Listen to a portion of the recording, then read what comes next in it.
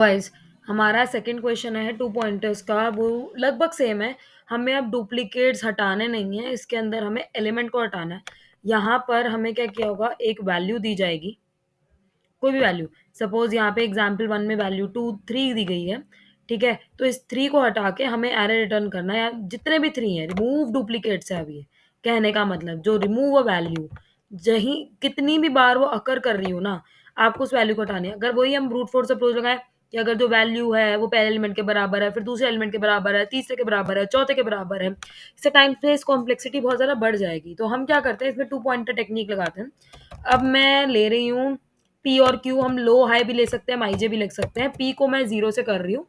अगर आपको याद होगा, आपने पिछली वीडियो में देखा होगा, तो हम रिमूव डुप्लीकेट जो था उसके अंदर हम क्या कर रहे थे, हम आई जे ले रहे थे और जे को हम 1 से चला रहे थे और आई को 0 से चला रहे थे।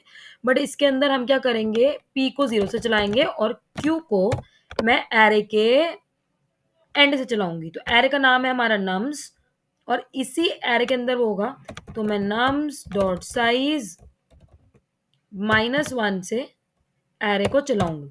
अब मैंने क्या बोला, मैंने एक कंडीशन लगाई, जैसे हम 2 पॉइंटर्स में लगाते हैं। एक कंडीशन है, जब तक पहले वाला पॉइंटर बाद वाले पॉइंटर के बराबर नहीं होता तब तक छोटा है, जब तक वो चलता रहेगा, और तब तक चलता रहेगा जब तक वो एक साथ उसके जितना नहीं हो पाता, उसके जितना जब तक उसके पास नहीं पहुंच पाता तब तक वो चलता रहेगा। Less than equal to Q होगा, ठीक है, जब तक while P is less than equal to Q. तो हम क्या करेंगे, इसके अंदर पहली कंडीशन हमारी, हम चेक करेंगे, अगर सी इसके अंदर 3 चीजें होंगी। जो मेरा एरे है उसकी लास्ट पोजीशन पर भी हमारा नंबर हो सकता है, वैल्यू हो सकती है, ठीक है। तो मैंने क्या किया, उसकी लास्ट पोजीशन पे जो वैल्यू थी, अगर मैं उसको देखती हूँ, पहला हम वो लगाएंगे, ठीक है। तो मैं क्या करूंगी, क्यू माइनस माइनस कर दूंगी, क्योंकि अगर लास्ट पोजीशन पर ही मिल गई है तो अच्छी बात है। तो नम्स के क्यू में, नम्स का क्यू अगर वैल्यू के बराबर है, वैल जो यहाँ पर दिया गया है, स्पेसिफाइड किया गया है, तो क्या करो, क्यू को माइनस माइनस कर दो। रिमूव करने का ये मतलब नहीं कोई डिलीट ऑप्शन हमारे पास, ठीक है, हम एरे को छोटा कर देंगे, ठीक है। दूसरा हमारे पास क्या हो सकता है, एल्स इफ दूसरी हो सकती है, अगर हमें पी पर मिल जाए, राइट।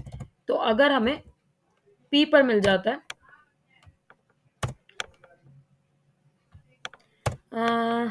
या एल्स इफ अगर नम्स का P is equal to value. देखो इसमें मेन केस चल क्या रहा है कि हमें क्या करना है, जो अगर वैल्यू पे मिलता है, कुछ भी अगर मिलता है, हम वो एंड में डालेंगे और पॉइंटर को माइनस कर देंगे। माइनस क्यों, क्योंकि मैंने बताया कोई हमारे पास डिलीट ऑप्शन तो है नहीं, तो इसलिए हम बस एरे का साइज घटा देंगे। तो हम क्या करेंगे इस केस में, क्योंकि ये पहले मिल गया, पी 0 पे है अभी, पी 1 पे हो सकता है, 3 पे हो सकता है, बट 0 पे है अभी। तो हम क्या करेंगे, स्वैप कर देंगे किसको, नम्स के पी को नम्स के क्यू से। अब हमने जब ये स्वैप कर दिया, ठीक है, तो अब स्वैप करने के बाद भी कुछ हमारी वो है, हम पी को बढ़ा देंगे क्योंकि स्वैप हो चुका है, और हम क्यू को घटा देंगे, राइट। अब एक और कंडीशन हो सकती है, तीसरी कंडीशन, कि कहीं और अगर मिलता है या नहीं मिलता, अगर हमारे को लग रहा है कि मिल ही नहीं रहा, तो हम क्या करेंगे, पी को बढ़ाते रहेंगे, क्यू को घटाने की जरूरत ही नहीं है। तो मेरा तीसरा केस आता है यहाँ पे, एल्स मैंने यहाँ ये लगाया पी प्लस प्लस। 3 केस हैं, अगर मिल गया पी पे मिल गया, क्यू पे मिल गया, और अगर नहीं मिला तो पी को प्लस प्लस कर दो, क्यू को घटाने की जरूरत नहीं है।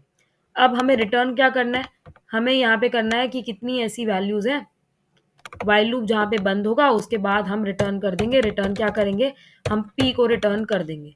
अब ये चलाकर देखते हैं कि ये चलता है नहीं चलता।